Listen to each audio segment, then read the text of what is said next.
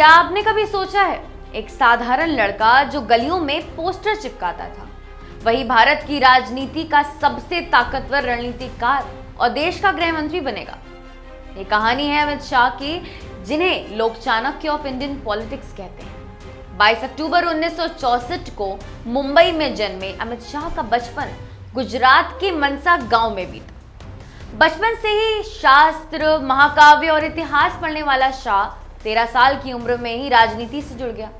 Emergency के दौर से पोस्टर चिपकाने से शुरू हुआ ये सफर 16 साल की उम्र से संघ में जुड़कर और तेज हो गया। लेकिन राजनीति की ये राह बिल्कुल आसान नहीं थी।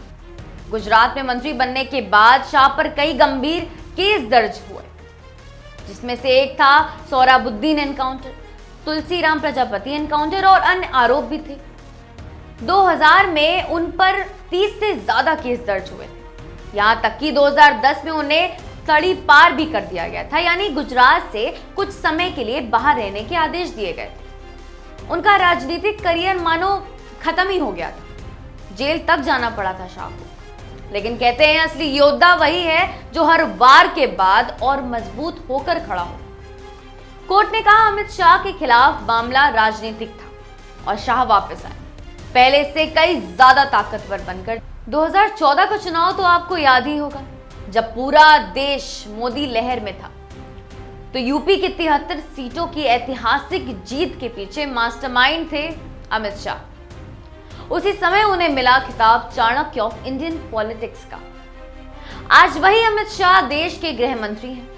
अनुच्छेद 370 हटने का ऐतिहासिक निर्णय हो, नक्सलवाद पर जीरो टॉलरेंस की नीति हो, या फिर मिनिस्ट्री ऑफ कॉर्पोरेशन के जरिए गांव-गांव विकास पहुंचाना, शाह हर मोर्चे पर अपनी रणनीति और दूरदर्शिता की छाप छोड़ रहे हैं। पोस्टर चिपकाने वाले उस छोटे से लड़के से लेकर तड़ी पार कहे जाने वाले संघर्षित राजनेता से लेकर भारत की आंतरिक सुरक्षा के सबसे बड़े पहरेदार तक, यह है अमित शाह की कहानी। एक ऐसी कहानी जो बताती है सच्ची ताकत सिर्फ सत्ता में नहीं, बल्कि संघर्ष से निकली हुई रणनीति में छुपी।